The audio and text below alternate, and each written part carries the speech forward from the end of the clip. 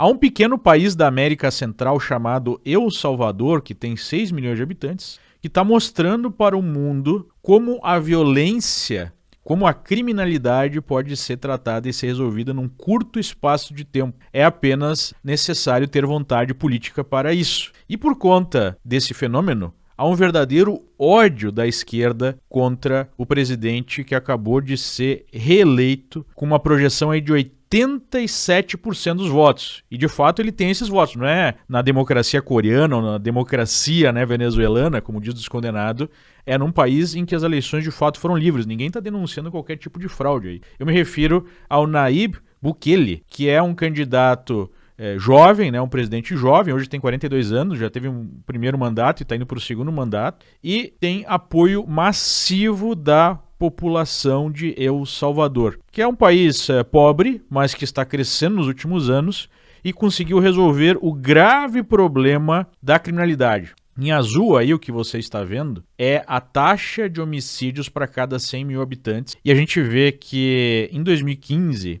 esse país alcançou uma taxa de mais de 100 homicídios para 100 mil habitantes, o que é uma enormidade, né? E por conta das mudanças que foram promovidas por Bukele, essa taxa agora está abaixo da taxa americana, está girando aí em algo como 4 por 100 mil habitantes. Mas o que Bukele fez? Ele fez algo relativamente simples.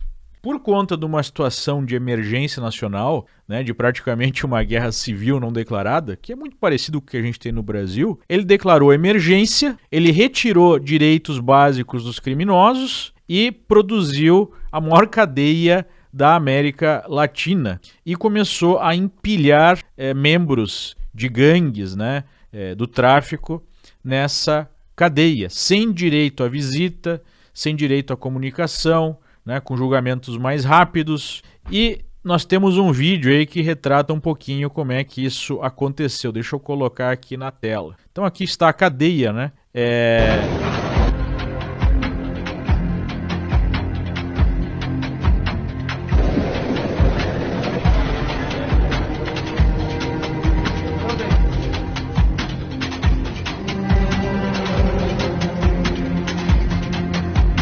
Obviamente que o pessoal da esquerda, do direito dos humanos, está reclamando, dizendo que isso é desumano e tudo mais, mas o fato é que o povo hoje tem paz. As pessoas corretas, as pessoas honestas, não precisam, né, passar pelo risco de sair das suas casas, podem tocar as suas vidas, enquanto os bandidos estão numa situação muito complicada. Após a vitória, o Bukele deu uma entrevista e alguém perguntou sobre o Brasil. Vejam o que Bukele tem a dizer sobre o Brasil em relação à questão da segurança pública. É uma fala bem interessante. Sí, he conversado un par de veces con el presidente Lula, pero jamás me ha mencionado el tema de seguridad. Me imagino que él tendrá su forma de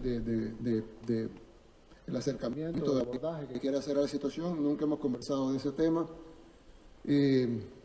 Yo creo que El Salvador lo que le muestra al mundo es que todos los problemas tienen solución cuando hay voluntad política.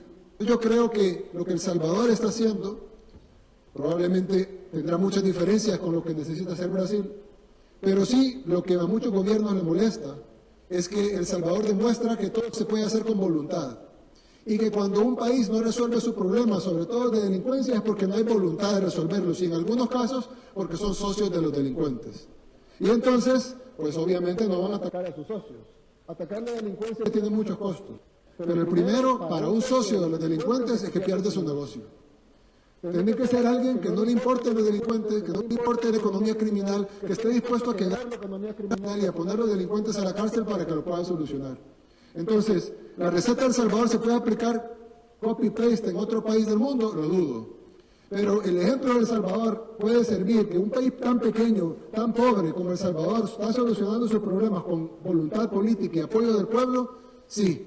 Y por eso ese ejemplo aplica en Brasil y en cualquier país del mundo. De uma certa forma, o que está acontecendo em El Salvador é o inverso do que acontece no Brasil, é simetricamente inverso. Em El Salvador, os direitos dos criminosos foram retirados e nós temos os direitos dos cidadãos valendo. Já no Brasil, o que nós temos observado é a explosão de direitos e de garantias e de proteções para os bandidos de todos os tipos, desde traficantes até os maiores corruptos, com a retirada dos direitos individuais de quem critica, dos cidadãos honestos, que estão sendo censurados, perseguidos, presos por apontar a corrupção de todo o sistema. É por isso que a esquerda odeia o Bukele, odeia, El Salvador, porque El Salvador é uma espécie de espelho para o Brasil.